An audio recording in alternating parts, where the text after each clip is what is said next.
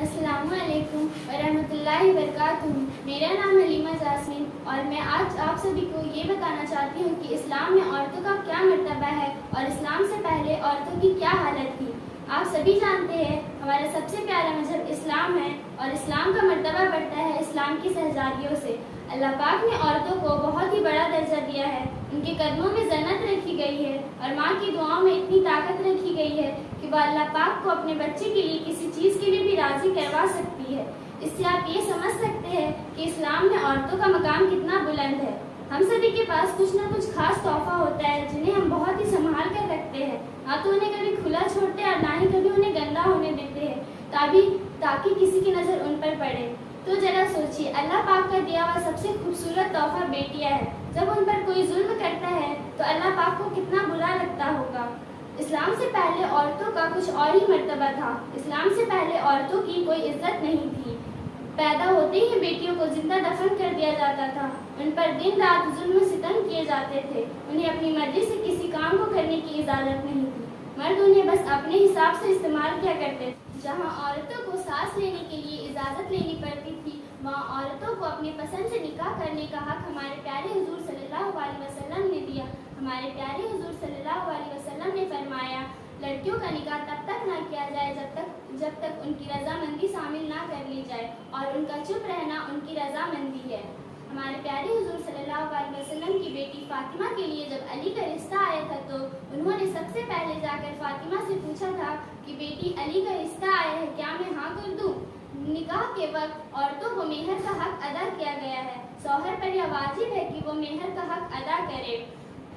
अल्लाह पाक ने कुरान करीम में फरमाया है कि औरतों को उनका मेहर खुशी से दें। और इस्लाम से पहले जब किसी औरत के शौहर इंतकाल हो जाते थे तो बेवा औरतों की कोई इज्जत नहीं होती थी। उन्हें दुनिया बहुत ही बुरी नज़रों से देखती थी।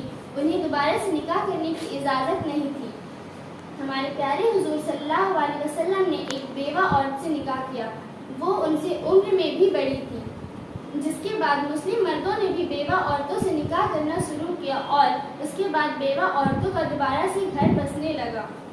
जिन औरतों को अपनी पसंद से निकाह करने की हक नहीं थी, उन औरतों को दोबारा से निकाह करने का इजाज़त हमारे प्यारे हुजूर सल्लल्लाहु अलैहि वसल्लम ने दिया। हमारे हुजूर को अल्लाह पाक ने 4 बेटियां नेमतों के तौर पर दी और हमारे हुजूर भी बहुत खुश थे कि उनके घर में नेमतें पैदा हुई है। हमारे हुजूर सल्लल्लाहु अलैहि वसल्लम के बदौलत ही आज इस्लाम में औरतों को इतनी इज्जत दी जाती है। उन्हें जूतों के नोक पर रखते थे, उन औरतों को अब शहजादियाँ माना जाता है। कुछ चीज़ ऐसी है जो औरतों पर ही नाज़िल की गई है। औरतों को पर्दे में रहने का हक दिया गया है, पर जो औरतें पर्दा नहीं करती और अपने जिस्म की नुमाइश करती, अल्लाह पाक ऐसी औरतों को कभी माफ़ नहीं करते। भले ही लड़कियाँ चाहे कितनी भी बड़ी क्यों ना हो जाए, उन्हें अपने माँ बाप की नाफरमानी नहीं करनी चाहिए। इस्लाम में औरतों को ऐसे कपड़े पहनने का इजाज़त दी गई है जिससे उनके जिस्म की नुमाइश ना हो और गैर महरम की नज़र उन पर ना पड़े। हमारा इस्लाम बहुत ही प्यारा मजहब है और इस्लाम की खूबसूरती बढ़ती है इस्लाम की औरतों से। हमारे इस्लाम की इज्जत औरतों के हाथों में सौंपी गई है, क्योंकि औरत जितनी इज्जतदार बनेगी उतना ही हमारे इस्लाम का ओहदा ऊंचा होगा।